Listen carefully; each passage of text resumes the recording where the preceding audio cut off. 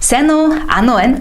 Bullet Journal хөтлөгчдийн хувьд хуучин он улиран одож шинэ он эхлэх гэж байгаа үед цоошин дэвтэр рүү нүүж орох гэж гар хуруу нь ерөөдөө загтанж эхэлдэг. Миний хувьд ч гэсэндээ энэ зүйл дахиад бол тохиолдлоо. Тэгэхээр энэ удаагийн видеоор би та нартай 2022 онд ашиглахаар төлөвлөж байгаа, одоо эхлэн ашиглахаар төлөвлөж байгаа шинэ дэвтрээ танилцуулъя гэж бодсон юм. Тэгэхээр энэ бол миний шинээр одоо нүүж орох гэж байгаа шинэ дэвтэр. Хэрвээ миний төлөвлөгч дэвтэр буюу Bullet Journal-ийн дэвтэрийн видеонуудыг үздэг бол сүүлийн үеэр нь би ийм жижигхэн хэмжээтэй дэвтэр бол ашиглаж байгаагүй. Яг одоо энэ видео бичих үеийн байдлаар бол би энэ дэвтрийг ашиглаж байгаа. B6 хэмжээтэй, харин энэ нь A6 хэмжээтэй. Яагаад B6 хэмжээнээс би A6 руу бол нүүх болвоо гэдгийг чсэндээ энэ удаагийн видеогоор хүндий гэж бодсон юм. Гэхдээ эхлээд энэ дэвтрийнхаа эхний нүрүүдийг хэрхэн бэлдсэн бэ гэдгээ та нартай хуваалцъя. Энэ бол миний 2022 оноос эхлэн ашиглахаар сонгон авсан төлөвлөгч дэвтэр. Германы Leuchter 1917 брендийн A6 Pocket гэдэг хэмжээтэй дэвтэр байгаа юм. Өнгө нь Port Red буюу виноны буюу дарсны улаан өнгөтэй дэвтэр гэсэн үг.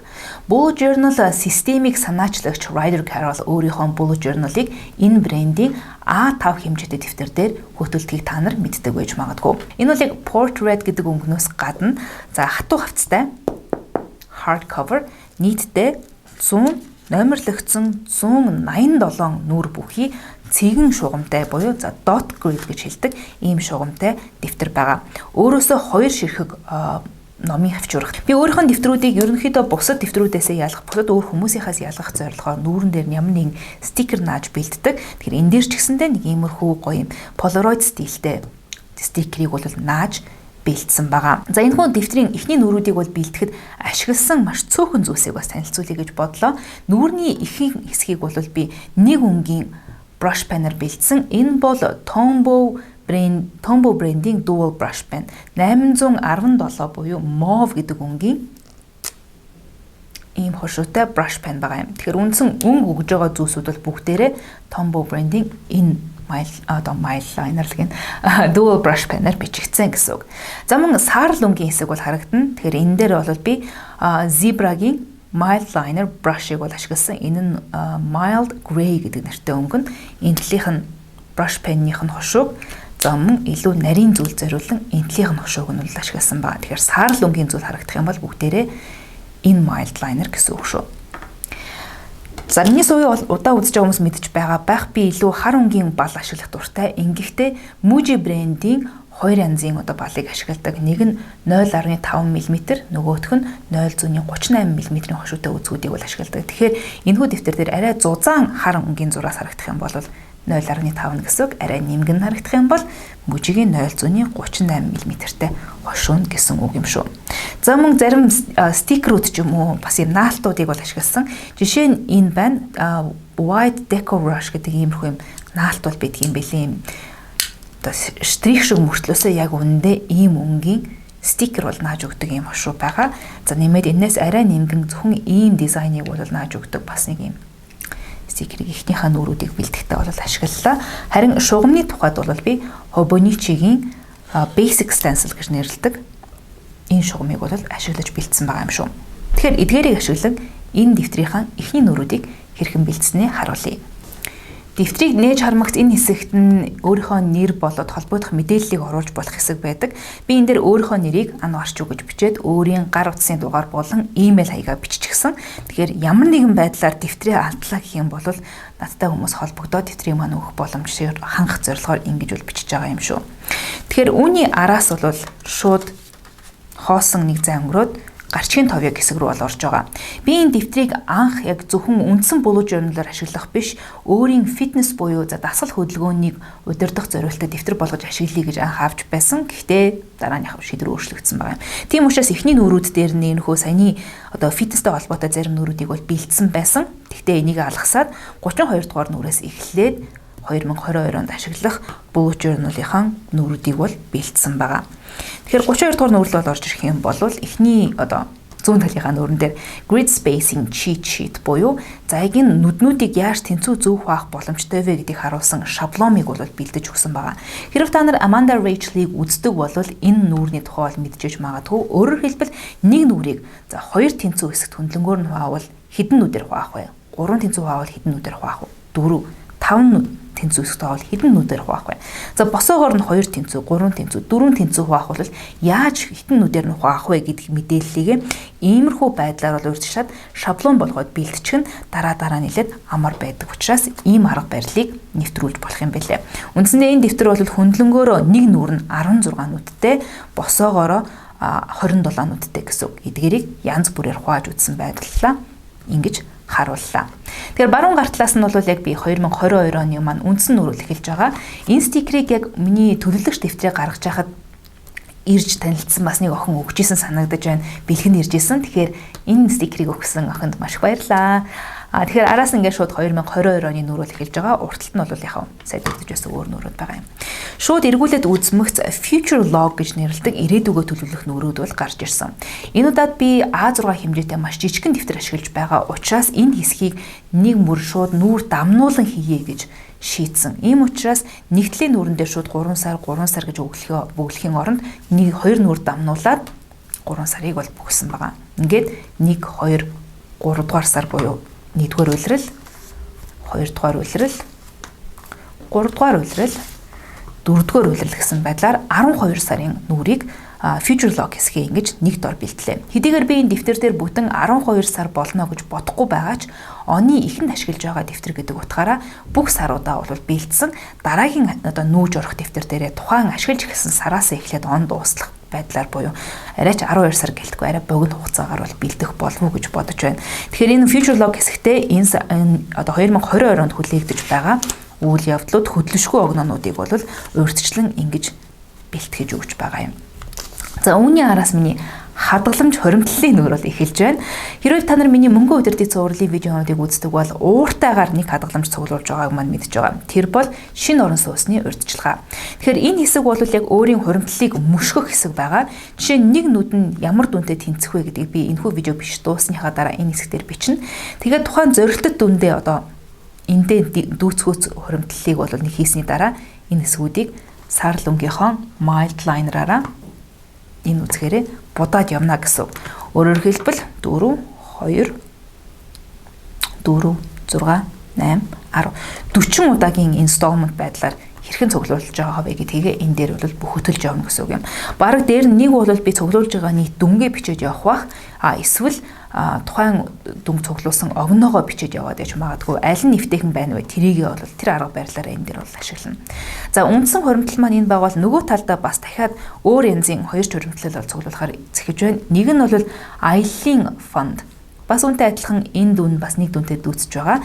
Доогтол дээр нь би нийтдээ иймэрхүү 12 нүд дамнах хэмжээний хөрөнгийг бол мөнгийг хадгаламжийг бол цуглуулна гэж төлөвлөсөн байгаа. Тэгэхээр эхний 4 нүд нь бол архитектийн дүүрсэн 8 сарын 9-нд бол үргэлжлээд энэс хойш ямар нэгэн орлого бол энэ дансанд бол хараахан хийгээгүй байгаа. 2021 онд ер нь хэлийн чанд руу аялна гэж төлөвлөж исэн хинч байх вдэ гэж бодож магадгүй юм. За үүний дараа бол өөрийн ажиллаж байгаа, өөрийн бичиж байгаа номыг хэвлүүлэх зардлаа бас цуглуулж байгаа. Ижлэхэн байдлаар энэ дээр хөтлөн. Энэ доод хэсэгт нь бол дахиад магадгүй өөр хадгаламж хоримтлал гарч иж магадгүй гэж үзэж зүгээр нүрийг нь бэлдлээ. Юунд зориулан хадгалах вэ гэдгээ шийдсэний дараа энэ дээр бол бичиж өгөөд мөшгөж эхэлнэ гэсэн үг. Энэ стикер Сүрэн Сүүси гэдэг Монгол артистийн, Монгол иллюстраторын хийсэн стикерүүд. Тэгэхээр энэ дэвтэрний туршид яг Сүрэн Сүүсигийн хийсэн стикерүүд бол гарч ирээд байх. Сонирхож байх юм бол би Instagram хаягийг видеоны доор тайлбар хэсэгт холбосон байгаа шүү. За үүний араас бол үр төлбөр болон сар бүрийн төлбөр бол орж ирж байна. За үр төлбөр гэдэг дээр ерөөдөө зээл бол багтаж байгаа. Миний хувьд яг ипотекийн зээлийн төлөлтөө бол нэлээд идэвхтэй бол хийж байгаа. Энэхүү видео бичих үеийн байдлаар одоогоор яг 7 төлөлт бол үлдчихсэн байгаа. Энэ дэвтрийг би нэлээд эрт бэлдсэн учраас ер нь анх бол бэлдэж явах үед 10 төлөлт үлдсэн байсан юм. Гэхдээ яг видео бичих үед бол 2 төлөлт үлдсэн учраас энийг нь washi tape-аар дарах гэж оролцсон ч гэсэндээ нэвт харагдаад ах шиг байна. Энэ бас Сүүзигийн стикерүүдийн нэг. За нөгөө талд сар бүрийн төлбөр. Энэ болыг bills гэж англиар бол нэрлэдэг. Байрны мөнгө, сөөхийн төлбөр, цахилгааны төлбөр, интернет, IPTV, телевизийн төлбөр, за доор нь гар утсын төлбөр гэж орж ирнэ. Гэх мэтчсэн сар болгон төлдөг төлбөрүүдийгээ би энэ дээр хэдний өдөр төлсөн, ерөөхдөө төлсөн бол хэдний өдөр төлсөн бэ гэдгийг мөшгөж явна гэсэн. Эндээс миний баг энэ дэвтэр дээр хэдий хэр хугацаанд бол байна гэж төлөвлөж байгааг маань харж болох байх. Үндсэндээ төлбөр болгон гэж үзэх юм бол 4 сар орчим маягийн дэвтрийг ашиглах болов уу гэж таамаглаж байсан маань эндээс бол харагдах байх. Иймэрхүү байдлаар заавал яг хизээ төлсөн бэ, яасан байсан бэ гэдгийг нэг нүүрэн дээрээс мөшгөж явах боломжтой гэж харж байна. За энд бол YouTube болон Instagram-ийн мөшгөгч байгаа. Дагагчдын тоог бол иймэрхүү байдлаар хэдний өдөр хүрсэн бэ гэж би мөшгөх дуртай. Дуртай гэж юу нэг урамтай санагддаг л та. Тэгэхээр 100 гартлын нүүрэн дээр YouTube суваг дээрх subscriber-ын маань тоог 1000-аар бол үнэлээд үнсэн тонууд байна. Өөрөлдвөл 91,000-ад хүрсэн өдрөө би доотлын хэсэгт нь 2000 хэдэн оны тэдэн сарын тэдэн гих чинь тийм ээ бичээд за 91,500 хүрсэн өгнөгөө доор нь бичээд гих мэдчлэн явсаар агаад энэ дэвтэр дээр ер нь ашиглаж явах хугацаанд хэд хүрэх нь вэ гэдгийг нь бол харж болох бах.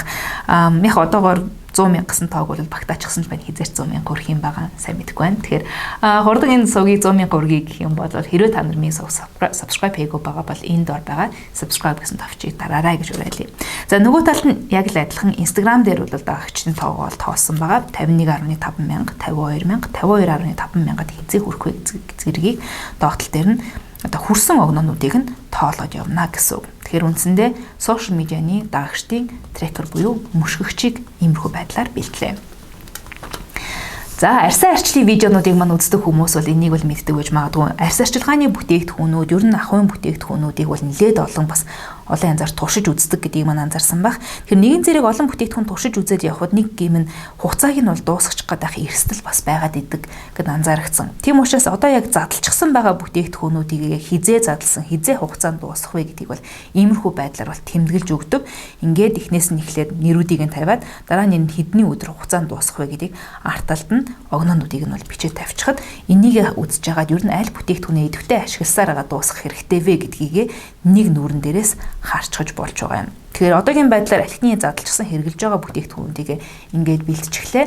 Харин энэ дэвтрийг ашиглаж ихэснээс хойш шинээр орж ирэх бүтээгдэхүүнүүдэд бас зориулаад хоёр нүрийг бас дахиж гаргаж өгсөн байгаа юм. Тэгэхээр хугацааны бүртгэл бол 4 нүр дамсан байдлаар бэлтгэгднэ гэж бодож байна.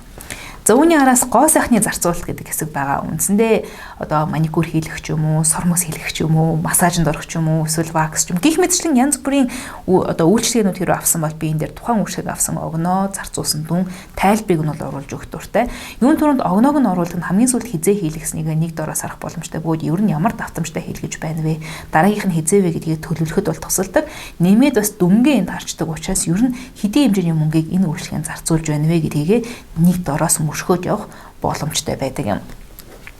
За үүний араас ингээд хоос нүрүүдэд үргэлжилж байна. Бүх нүрүүд нь бол дугаарлагдсан учраас дараа нь аль нүрэн дээр юу битсэн бэ гэдгийг урагшаага гарчхийн товыг хэсгээсээ бол хараад авах боломжтой.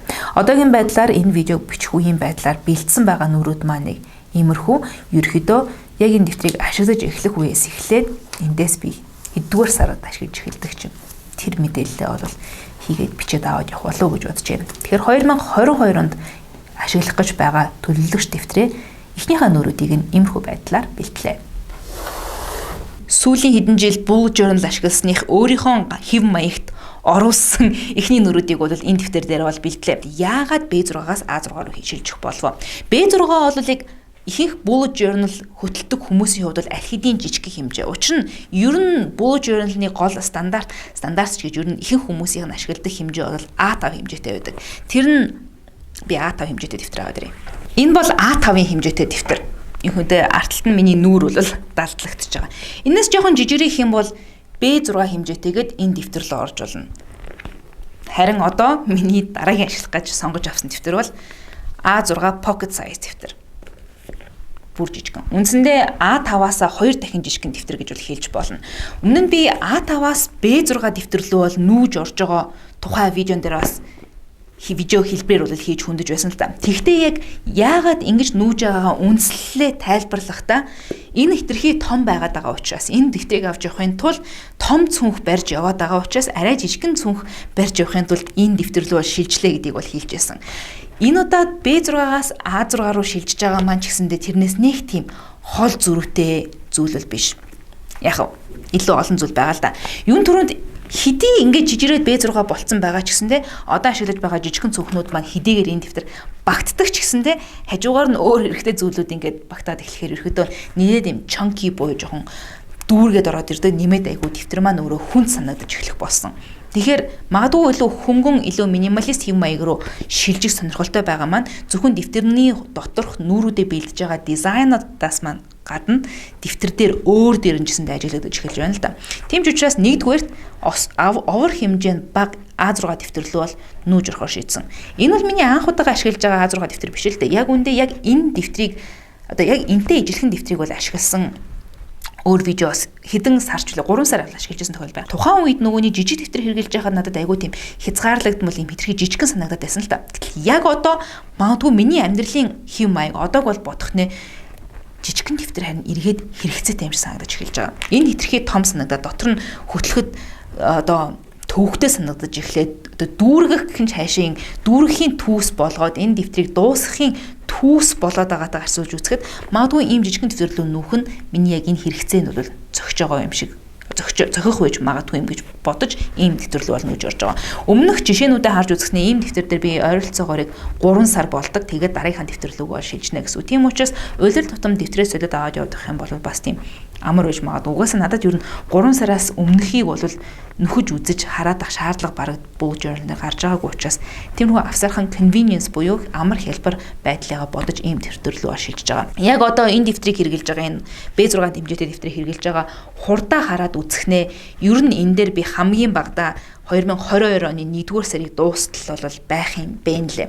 Угсаа би альва цаасыг нөгөө одоо үрэхтэй зарлагдах дурггүй. Тийм учраас хэдийгээр энэ дэвтрийг дуусгахын төс болж байгаа ч гэсэндээ дэвтэрний хэдчний хуучин бараг 50 ч юм уу. За 50 арай биш нэг 40 хэдэн хуудсыг зуршууд хаяа дараагийн дэвтэр рүү бол нүүж орохгүй. Энэ дээрээ үнэнчээр бол хэрэглэж дуусгаад дараагийн дэвтэр рүү орно. Хэрвээ айгу гамтай хэрэглэх ч юм уу тийм олон юм бичихгүй өдрийн тэмдэглэл хөтлөхгүй байх юм бол магадгүй энэ дээр 2022 оны 2-р сарыг дуусталж байж болох юм. Тэгэхээр юм яаж мэдгүй төлөвлөгч дэвтэр цуврал орж байгаа видеонуудыг үзээд байх юм бол яасан бэ гэдэг хариулт нь бол цаг хугацааны ирэхээр бол та нарт бол илчлэгдэх байх. Надад ч гэсэндээ илчлэгдэх байх тухай тийм. Видеотой хамт байсанд баярлалаа. Таалагдсан бол лайк дараарай. Хэрэв миний сувг subscribe хийгээгүй байгаа бол энэ дор байгаа subscribe гэсэн товчийг дараад хажуу нь хонхыг дарчих юм бол намайг шинээр видео оруулах болгоно notification очиж явах болно шүү. Хамт байсанд баярлалаа. Дараагийн видеогоор тун удахгүй эргээд уулзъя. Баяр та.